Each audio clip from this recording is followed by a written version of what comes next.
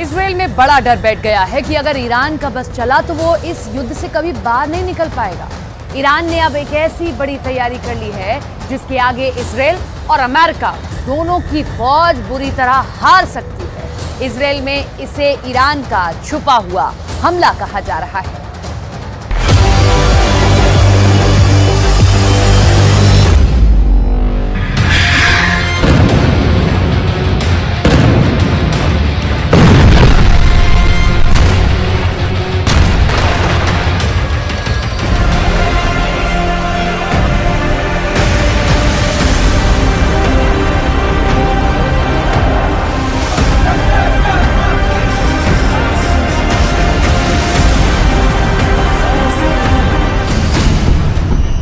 Iran का ऐलान, Israel का विनाश शुरू।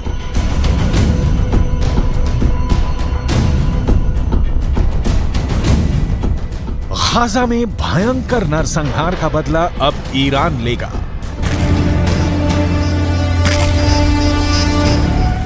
ईरान के सुप्रीम लीडर अली खामनेई ने ऐलान कर दिया है कि भले ही हमास और इजरायल के बीच सीज फायर हो गया हो, लेकिन ईरान गाजा में गिराए गए एक एक इजरायली बम का खूनी बदला जरूर लेगा। ईरान ने यहां तक धमकी दी है कि वो इजरायल और अमेरिका को किसी भी कीमत पर नहीं बख्शेगा और अब इजरायल पर भीषण हमले शुरू हो चुके हैं।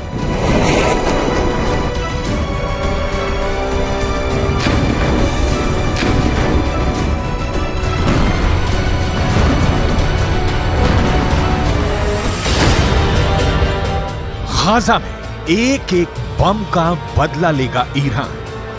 हम आपको आगे बताएंगे कि ईरान इजरायल पर किस तरह से घातक हमले शुरू कर रहा है और अभी ईरान हिजबुल्लाह हूथी के लड़ाकों के साथ मिलकर इजरायल पर किस तरह से हमले तेज कर रहा है। लेकिन उससे पहले ये जान लीजिए कि इजरायली सेना ने सीज फायर के दौरान पिछले 48 घंटे में गाजा और वेस्ट बैंक में कितनी भीषण तबाही मचाई है और हमास को कितना बड़ा नुकसान हुआ है।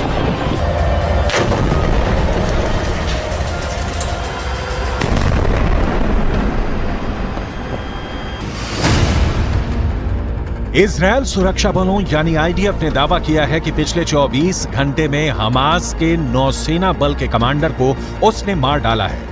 कमांडर उमर अबू जल्ला हमास की नौसेना बल में एक सीनियर कमांडर था। कमांडर उमर अबू जल्ला को इजरायली सेना ने हवाई हमले में मारा है।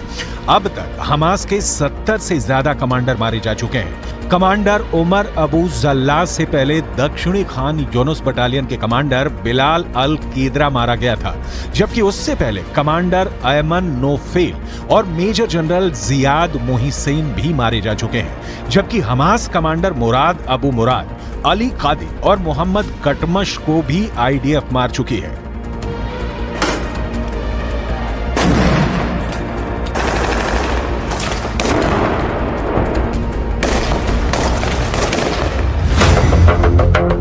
इजरायल को नहीं बचा पाएगा सीज फायर। अब सवाल उठता है कि आखिर इजरायल के सामने ऐसी क्या मजबूरी हुई कि उसे हमास के साथ 4 दिन का सीज फायर करना पड़ा।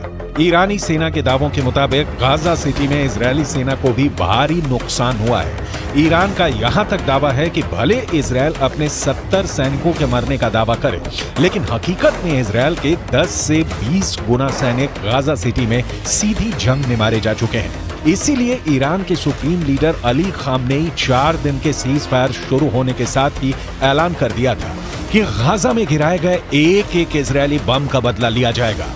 इसी को लेकर ईरान की राजधानी तेहरान में ईरान सैनिक और लड़ाकों ने जबरदस्त प्रदर्शन किया है, जिसमें इजरायल को नक्शे से मिटाने की कस्में खाई गई हैं।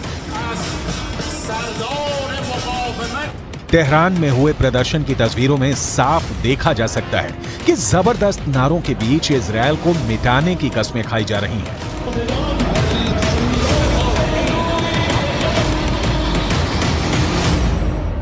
در نجات مردم فلسطین اقدام تعیین کننده‌ای را انجام دهد بر ناامیدی ملت‌ها از دولت‌ها و بی‌تابی آنها در دفاع از فلسطین افزوده می‌شود. ईरान का ऐलान, इजरायल का विनाश शुरू। पश्चिमी मीडिया के मुताबिक नेतन्याहू के लाख चेतावनी देने के बावजूद ईरान बंकरों में छिपे अपने घातक हथियारों से इजरायल पर बड़े हमले की तैयारी कर चुका है। एक अनुमान के मुताबिक इजरायल पर हमला करने के लिए ईरान ने शाहिद सीरीज के आत्मघाती ड्रोन तैयार कर चुका है। इसके अलावा मुहाजिर 10 अराश 2 ड्रोन भी ईरान के बेहद घातक हथियार हैं जो इजरायली शहरों को तबाह कर सकते हैं।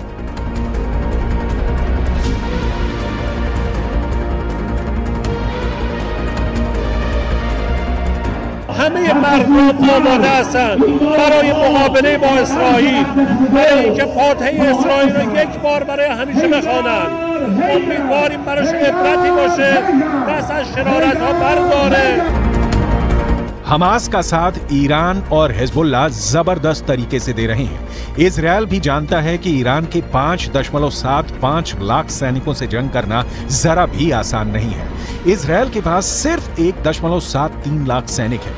इजरायल की 4.65 लाख के रिजर्व फोर्स को जोड़कर भी इजरायल ईरान के आसपास नहीं टिकता है। अब ऐसे हालात के बीच इजरायल का ये कहना है कि वो पूरे मिडिल ईस्ट में कहीं भी कभी भी बमबारी कर सकता है। ये दावा वाकई हैरान करने वाला है। כך חנה קציר היקרה ששבה היום הביתה לאחר שארגוני הטרור טענו שהרגו אותה לפני מספר ימים. לכן יש להסתמך על דיווחים של גורמים רשמיים בלבד. בעזה, בשעות הבוקר, כוחות צה"ל נערכו בקווי ההפוגה בשטח רצועת עזה. המפקדים תודרכו והכינו את הכוחות להתנהלות במהלך ההפוגה.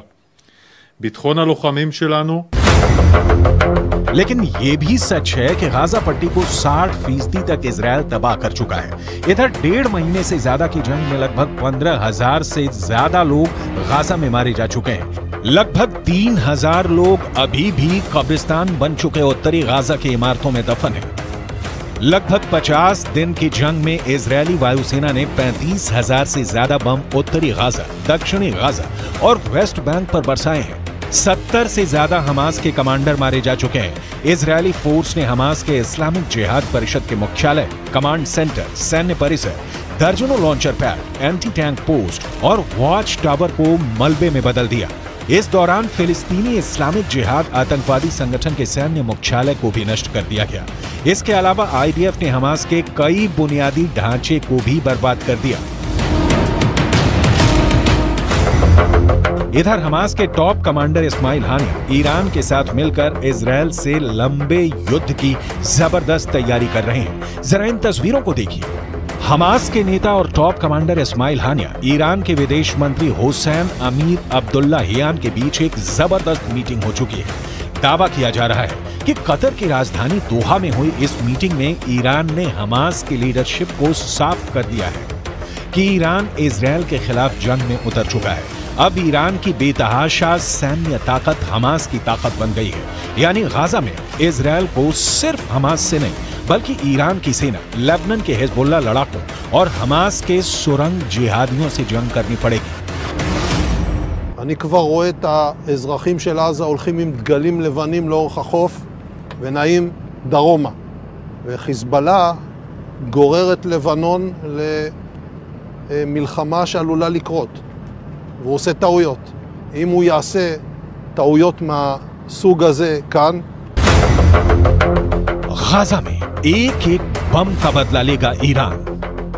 लेकिन वहीं दूसरी तरफ इजरायली सेना के हौसले 7वें आसमान पर पहुंच गए हैं। जरा देखिए कैसे। इजरायल की एयरफोर्स के चीफ मेजर जनरल टोमेर बार ने एक टीवी चैनल पर ऐलान किया कि जरूरत पड़ने पर पूरे मिडिल ईस्ट में कहीं भी बम गिराए जा सकते हैं। इजरायली वायुसेना प्रमुख की ओर से आए इस बयान को खास तौर से ईरान और हिजबुल्लाह के लिए चेतावनी की तरह देखा जा रहा है। इजरायल की वायुसेना चीफ ने कहा है कि हम हमास पर चौतरफा हमले कर रहे हैं, उसको जमीन पर और जमीन के नीचे मार रहे हैं। हमारे जवानों ने हजारों आतंकवादियों और उनके ठिकानों पर हमला किया है। हमने हमास को खत्म करने की कसम खाई है और हम उनको चुन चुन कर खत्म करेंगे। हमास के किसी भी ठिकाने और मददगार को नहीं छोड़ा जाएगा। इजरायल की वायुसेना पूरे मध्य पूर्व में जहां भी जरूरत होगी वहां कार्रवाई के लिए पूरी तरह से तैयार है।